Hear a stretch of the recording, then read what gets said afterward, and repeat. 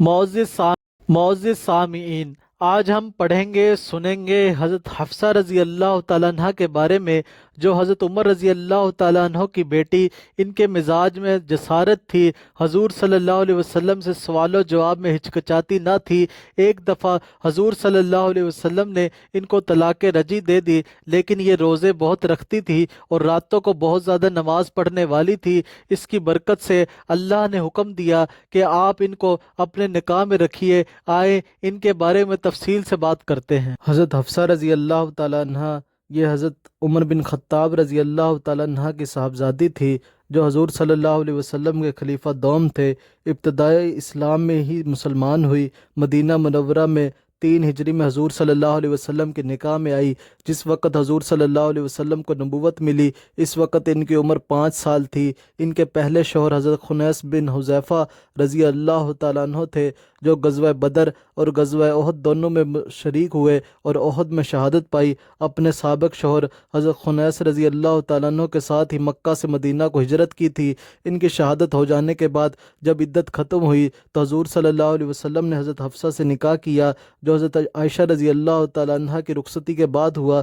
حضرت حفصہ رضی اللہ تعالیٰ عنہ کو رشتہ داری کے اعتبار سے یہ شرف حاصل ہے کہ حضور صلی اللہ علیہ وسلم کی بیوی اور حضرت عمر فاروق کی بیٹی اور حضرت عبداللہ بن عمر کی حقیقی بہن ہے، جن کی روایات حدیث کی کتابوں میں باکثرت آتی ہیں۔ ان کی والدہ حضرت زینب بنت مخزوم اور ماموں حضرت عثمان بنت مظعون تھے رضی اللہ تعالیٰ عنہم اجمعین۔ حضور صلی اللہ علیہ وسلم کے نکاح میں آنے کا واقعہ حضرت حفصہ کے حقیقی بھائی حضرت عبداللہ بن عمر یوں بیان فرماتے تھے کہ خنیس بن حذیفہ کی وفات کے بعد جو مدینہ میں وفات پا گئے تھے، حفصہ بیوہ ہو گئی تو والد صاحب ان کے نکاح کے لیے فکر مند ہوئے، جسے وہ خود بیان فرماتے تھے کہ اس سلسلے میں حضرت عثمان بن عفان رضی اللہ تعالیٰ عنہ سے ملا اور ان سے کہا کہ تم چاہو تو اپنی لڑکی کا تم سے نکاح کر دوں۔ اور یہ وہ دن تھے کہ حضرت عثمان کو شادی کی ضرورت تھی۔ ان کی اہلیہ کی وفات ہو گئی۔ انہوں نے جواب دیا کہ اس بارے میں غور کر کے بتاؤں گا۔ چنانچہ 2-4 روز کے بعد جواب دیا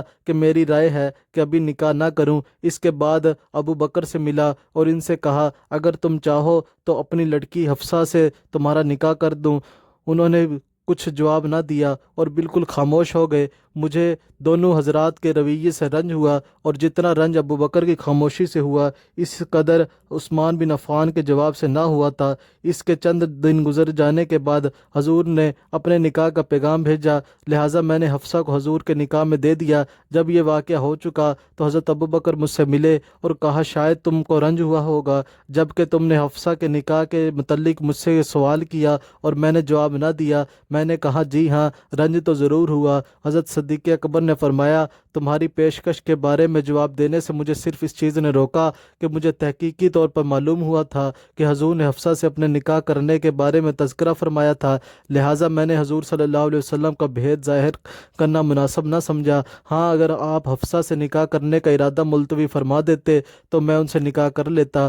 حضرت حفصہ رضی اللہ تعالیٰ عنہ نے 7 برس کے لگ بھگ حضور کے نکاح میں رہی۔ مزاج میں جسارت تھی، اس لیے سوال جواب کو کرنے میں ذرا بھی ہچکچاتی نہ تھی۔ حضرت بشر انصاریہ رضی اللہ تعالیٰ عنہ روایت فرماتی ہیں کہ میں نے حفصہ کے پاس بیٹھی تھی، اس آسنا میں حضور صلی اللہ علیہ وسلم نے فرمایا انشاءاللہ تعالیٰ ان لوگوں میں سے کوئی بھی دوزخ میں نہ جائے گا جنہوں نے مجھ سے حدیبیہ کے موقع پر درخت کے نیچے بیعت کی۔ یہ سن کر حضرت حفصہ نے تعجب سے کہا اچھا، یہ آپ نے کیسے فرمایا؟ حضور نے اس کہنے پر ان کو جھڑک دیا۔ انہوں نے قرآن مجید کی آیت پڑھ کر سوال کیا کہ اللہ تعالیٰ فرماتے ہیں یعنی تم میں سے کوئی بھی ایسا نہیں جس کا اس پر گزر نہ ہو۔ جب اللہ تعالیٰ یہ فرماتے ہیں تو آپ نے یہ کیسے فرمایا کہ درخت کے نیچے حدیبیہ کے موقع پر بیعت کرنے والوں میں دوزخ میں نہ جائیں گے؟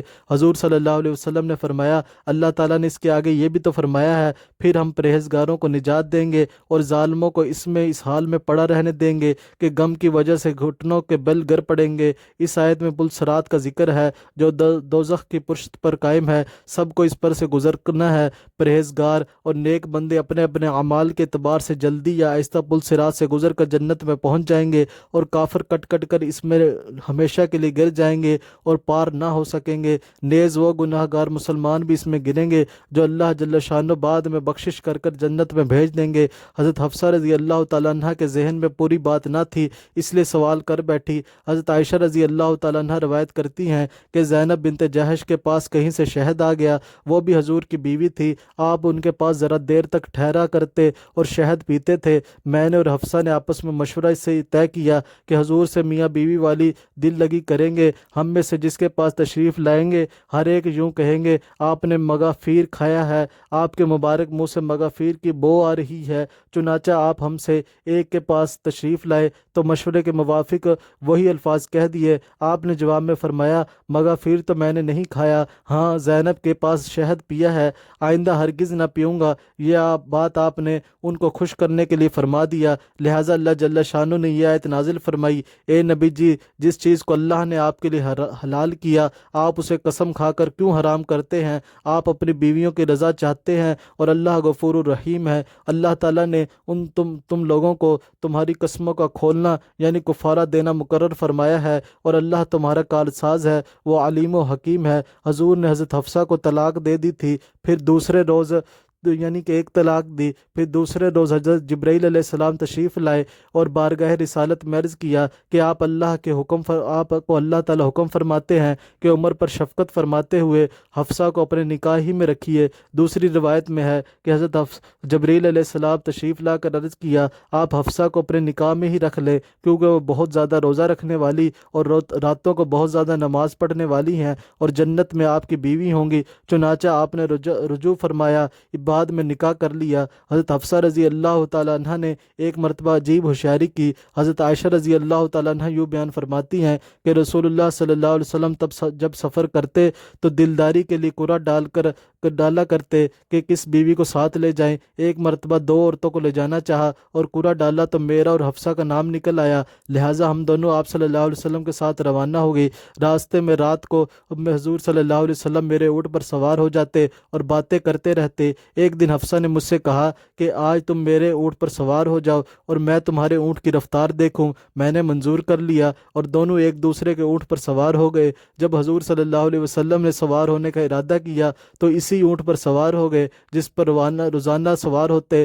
اس وقت اس پر حفصہ موجود تھی۔ آپ نے السلام علیکم فرمایا اور اسی اونٹ پر سوار ہو کر روانہ ہو گئے، حتیٰ کہ ایک منزل پر جا کر اترے۔